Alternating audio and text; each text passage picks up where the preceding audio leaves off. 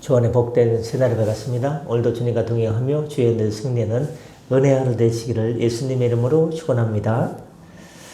날씨가 좀 쌀쌀해졌습니다. 감기 유의하시고요. 오늘 화요일 새벽 하나님 말씀은 사무엘상 17장 4절부터 7절까지 말씀을 중심으로 사탄의 세력은 언제나 우리보다 강해 보입니다 라는 제목으로 말씀 연례를 함께 나누고자 합니다. 4절부터 7절에 보시면 블레셋의 장수, 유명한 다윗과 골리앗. 어릴 때 주일학교 때부터 가장 많이 들은 것 중에 하나가 다윗이 골리앗을 때려 눕히는 이야기 많이 듣지 않았습니까? 이 블레셋의 장수 골리앗에 대해서 설명하고 있습니다. 본문에 의하면 골리앗은 약 3m에 이르는 거인이었습니다. 그리고 그가 입은 갑옷의 무게는 약 57kg이었습니다. 그가 든 창날의 무게만 해도 약 7kg이나 되었습니다. 이 모든 것은 골리앗이 얼마나 힘이 세고 강한 용사인지를 보여주고 있습니다. 이런 골리앗이 이스라엘 앞에 딱 하고 버티고 있으니 이스라엘 군사들이 그 앞에서 용기를 잃은 것도 무리는 아닙니다. 이스라엘 군사 중에는 감히 그 누구도 골리앗을 대항해서 내가 한번 싸워볼까? 하고 하는 사람들이 없었습니다. 엄두조차 내지 못했죠.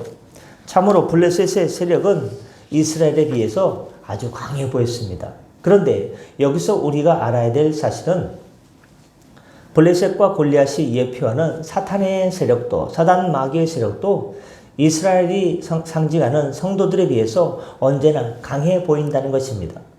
물론 사단의 세력이 실제로 성도의 세력보다 강한 것은 아닙니다.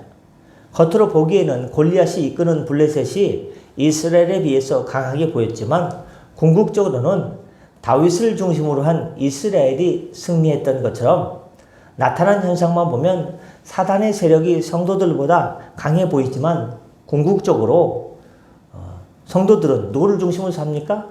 예수 그리스도의 중심으로 보혈의 능력으로 하나님의 능력을 덧입어 살기 때문에 성도들이 최후 승리를 거두게 된다 이 말입니다. 하지만 우리가 꼭 명심해야 될 것은 사단의 세력은 언제나 자신들을 강한 것처럼 나타내 보인다는 것입니다. 물론 이는 성도들로 하여금 낙심케 하고 영적 전쟁을 포기하도록 하기 위함인 것입니다. 성도 여러분, 만일 우리가 싸움을 하는데 상대방이 약하게 보이고 작고 갸냘픈 외모를 가지고 있다고 한번 생각해 보십시오.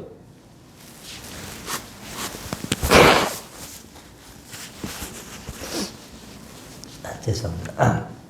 그러면 우리는 어떻게 됩니까? 자신감을 얻고 더욱더 적극적으로 그 싸움을 싸워서 우리의 능력 이상을 발휘하게 될 것입니다. 그러나 상대방이 나보다 강하게 보이는 큰 덩치와 험상궂게 생긴 외모를 가지고 있다면 우리는 아마도 기가 꺾여서 싸워봤자 질 텐데 참 세게 생겼다, 힘세게 생겼는데 하면요 처음부터 싸울 전의를 잃게 되지 않겠습니까? 사탄이 우리에게 노리는 것이 바로 이것입니다. 전의 상실. 그래서 사탄은 늘 우리를 공격해 올 때 우리가 감당할 수 없을 것 같은 문제를 가지고 나옵니다.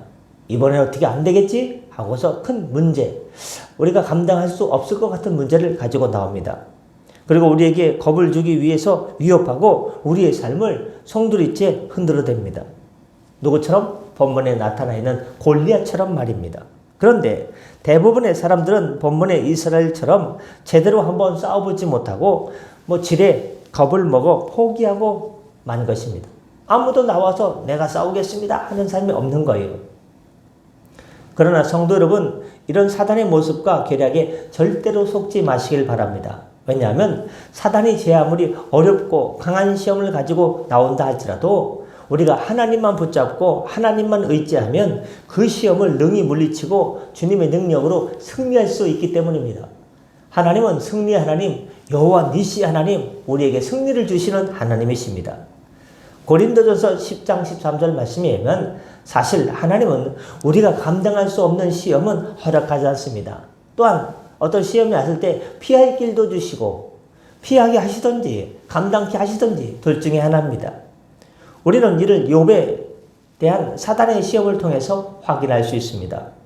그리고 사단의 시험과 세력이 아무리 강하게 보인다 할지라도 우리가 하나님의 이름으로 대적하기만 하면 우리를 피하는 것이 사단 마귀입니다. 그래서 야고보서의 야고보 사도는 야고보서 4장 7절에서 이렇게 말합니다. 마귀를 대적하라. 그리하면 너희를 뭐하리라? 피하리라. 할렐루야. 그러므로 성도 여러분, 영적 싸움에 임했을 때 사단의 모습을 보고 좌절하거나 낙심하거나 전의를 상실하고 처음부터 포기하거나 그러지 마십시오. 강하게 보이는 사단의 모습을 마치 동물들이 서로 싸울 때 상대를 겁주기 위해서 자신의 몸을 부풀리는 것과 같습니다. 예전에 서해바다 어디죠? 군산인가? 어디 대천인가? 바닷가에 낚시를 가면요. 되게 오래됐네요. 가끔 뭐가 잡히냐? 보고가 잡혀요. 보고. 올라오면요. 요만한 보고가요. 갑자기요. 자기를 무섭게 하기 위해서요. 이렇게 똥똥해져요. 그러면 힘을 막 자기 잡지 말라 이거죠. 먹으면 죽는다 이거죠. 잘못 먹으면. 그렇죠. 그 독이 있지 않습니까? 일반 사람들이 요리하면 큰일 나요. 전문가한테 맡겨야지. 보고가요. 요만한데 잡히면요. 겁을 주기 위해서 그냥 몸을 완전히 뚱뚱하게 해가지고 힘을 이게 주지 않습니까? 무서워 보이게. 그렇습니다. 강하게 보이는 사단의 모습은 동물들이 서로 싸울 때 상대를 겁주기 위해서 몸을 부풀리는 것과 같습니다. 따라서 우리는 비록 사단의 모습과 그 위세가 대단해서 우리가 감당할 수 없을 것 같을지라도 하나님의 능력을 의지하고 담대하게 나아가시길 바랍니다. 그러면 사단과 그 과장된 모습과 위세는 하나님의 능력 앞에서 무릎을 꿇고 하나님의 능력 앞에서 그 실체가 드러나고 말 것입니다. 본문에서도 보십시오. 본문의 시작으로만 봐서는 이스라엘은 완전히 망하고 못할 것 같고 블레셋에 예속될 것 같지만 결론적으로 보면 죽은 것은 골리앗이고 망한 것은 블레셋 아니겠습니까? 그러므로 여러분은 사단이 주는 두려움을 겁내지 말고 담대하시길 바랍니다. 목사님, 사단이 어디 있어요? 그냥 나는 밥 먹고 살고 그냥 일상생활 하는데 우리가 기도하면요. 영적으로 민감해지세요. 깨닫지 못했던 것을 깨닫게 되고 알지 못했던 걸 알게 되고요. 분별치 못했던 걸 분별해서요. 영적 시각으로 바라볼 때요. 영적 싸움과 전투가 이 세상에 일어나는 일들이 대부분입니다. 여러분, 사단의 위세와 시험을 하나님의 이름으로 감당하시길 바랍니다. 그리고 하나님의 이름으로 사단을 대적해서 능히 이기시는 저와 여러분 되시기를.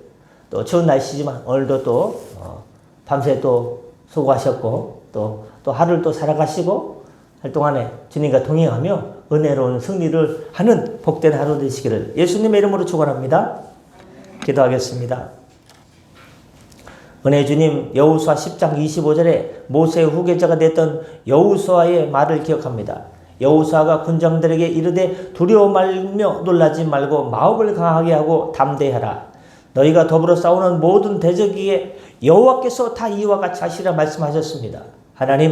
하나님께서 우리와 함께 하시면 우리가 못 이길 사단이 없습니다. 사단 마귀의 세력이 아무리 거세 보이고 아무리 커 보이고 아무리 위협적으로 보인다 할지라도 하나님의 이름으로 예수님의 이름으로 성령의 능력과 이름으로 나아갈 때 하나님께서 사단 마귀가 한 길로 왔다가 7길로 도망가는 역사를 보게 하여 주시옵시고 하나님 아버지 믿음으로 승리하는 삶을 살게 하여 주옵소서. 쌀쌀한 날씨입니다. 모든 성도님들 하나님 감기 걸리지 않도록 붙들어 주시고 영육간에 강건케 하여 주셔서 오늘도 하나님 다윗처럼 승리하게 하여 주시옵소서. 우리에게 다가오는 시시각각 다가오는 영적 블레셋을 영적 골리앗을 하나님의 이름으로 주의 능력으로 하나님이 이기는 삶이 되게 하여 주시옵소서. 여호와 니시의 삶을 살게 하여 주옵소서. 함께 하여 주옵소서. 동행하여 주옵소서. 감사하며 축복하며 또한 아픈 환우들을 회복시켜 주시고 치유하여 주옵소서.